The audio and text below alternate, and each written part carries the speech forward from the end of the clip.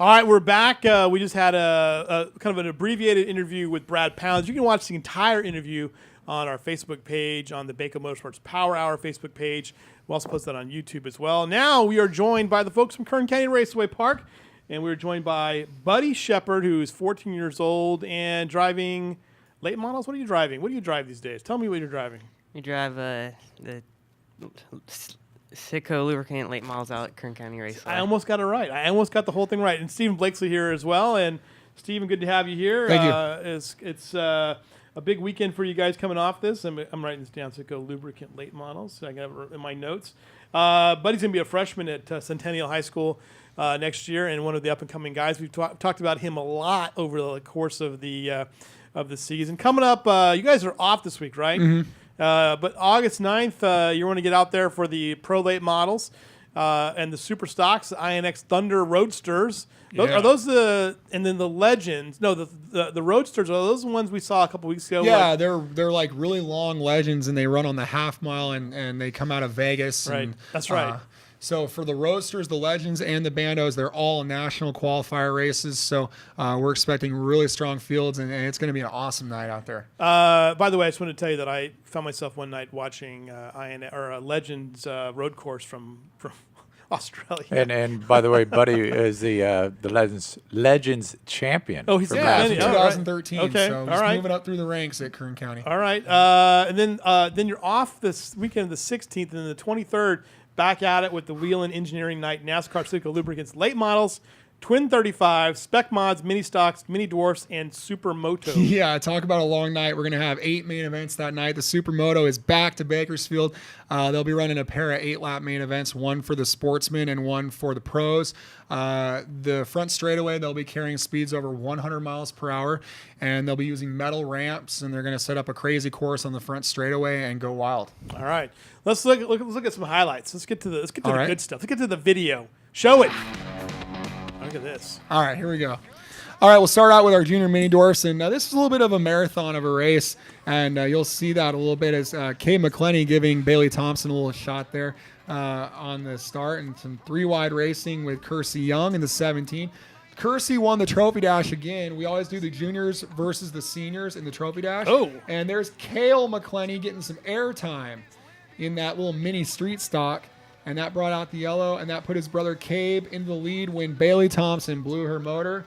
And Cabe McClenny gets his first junior mini dwarf win and was pretty emotional in victory lane. There were some tears being shed by that young driver.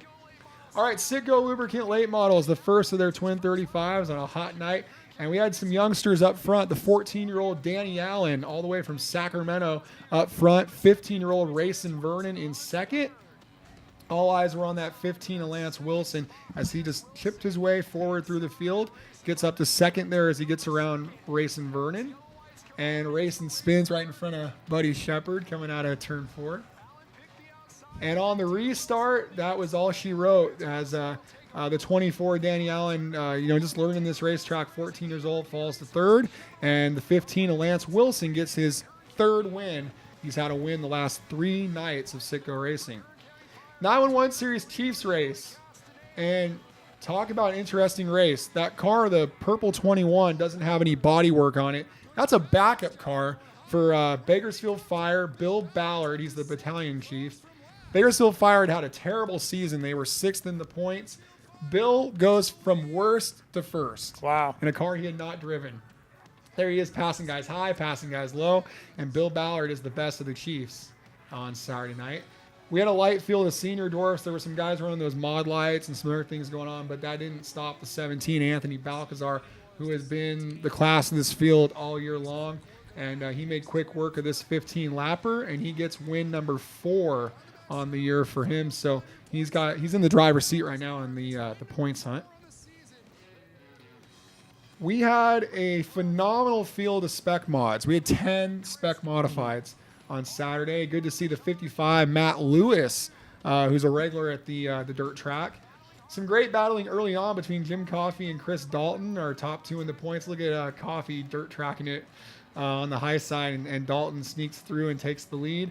And then the battle for second, Gary Dutton passes Coffey on the outside.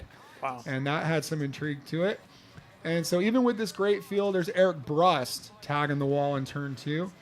On the restart, Dalton did not have a very good restart.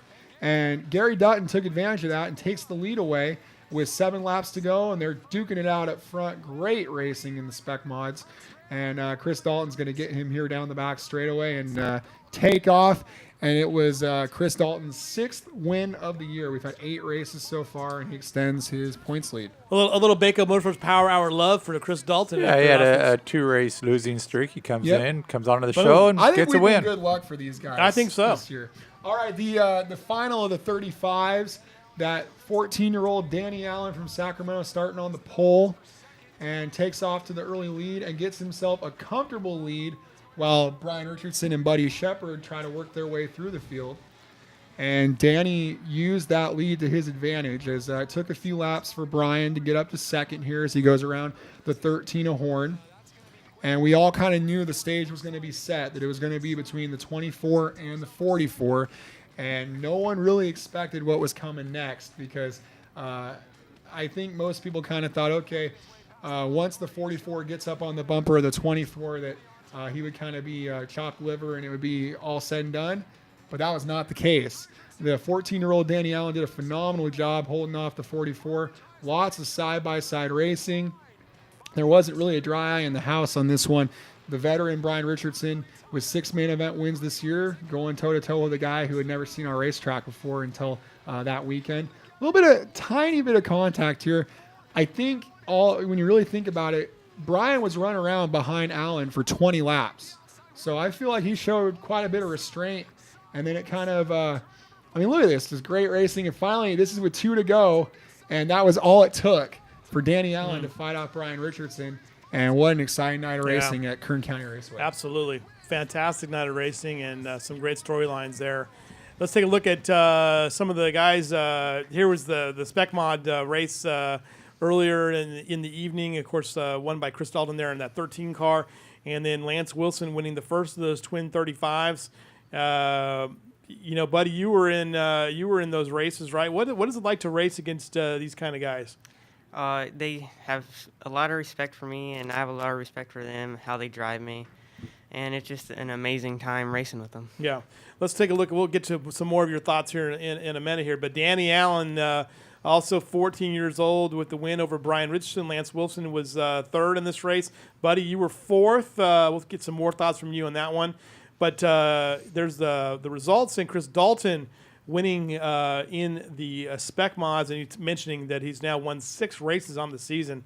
And Bill Ballard in the 911 Racing Series, in the Chiefs Series. When's the media race going to happen, by the way? I don't know. We'll work on that. Figure that. Okay.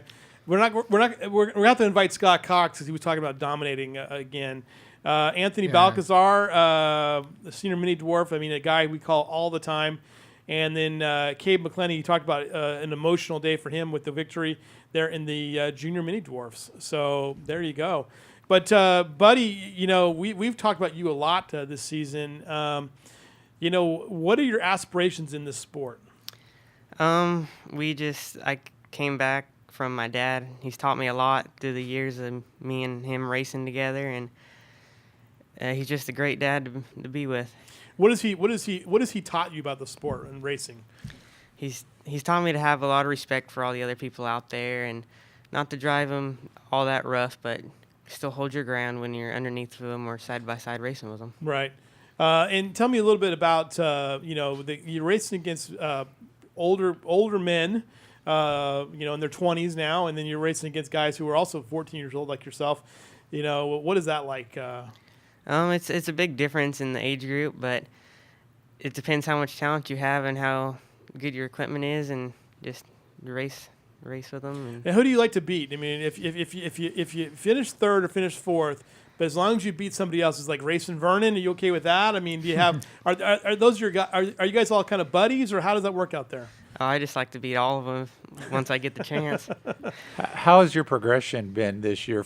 This is your first time you were in the little sprint cars early on, and then the Legends, and you jump up to the big late model this year. How's your progression been this season?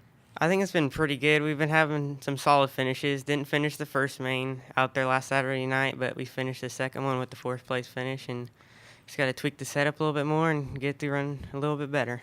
And one of the things that we've talked about a lot this year is the quality of all the crew chiefs out there. And there are a lot of names that guys like Mike Griffith know really well, with Frank Adamo and Rip Michaels and Charlie Wilson. And in your guys' case, it's a little bit of your dad, but then also working with Jeff Schrader. What's that been like working with Schrader this year?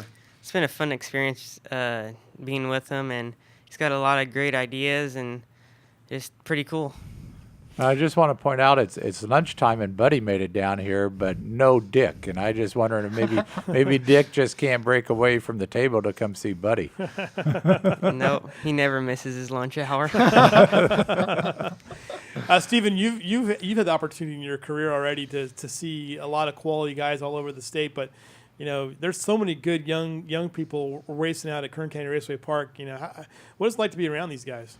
Well, I mean, it really is a testament. We looked at last year, we had the final 4 Mesa Marin Late Model champions all racing out there with Mayhew, the Richardsons, and Gary Elmore. Of course, Gary and Mayhew are no longer in that class. But the point is, when you have somebody like Buddy, who's 14 years old, and he ran second a couple weeks ago and running third in the points against all these great names. I think for the fans out there who haven't been to Kern County yet, if you loved Mesa Marin and you liked seeing Adamos and Shepherds and Vernons, well, we have that. It's the next group of them. And I think our odds, we talked about this when Racing was here, I think our odds are just so great to have another Harvick type driver, just because we have just so many talented young drivers that just the odds are really good for us. Who do you follow on in NASCAR? Are you a NASCAR fan, or do you like Formula One like Mike Griffith does? No, I love NASCAR. I follow Kevin Harvick wherever he goes, and he runs Nationwide or Cup, whatever he runs. I'm always wondering how he's doing. He's kind of a big deal here, isn't he? That's weird. I don't get it, but no. What's the rest of the season look like for you? We're gonna make the next few races at Kern, probably the rest of them, and just see how they go and see what comes along for next year. Now, what happens when school starts? School starts August 18th.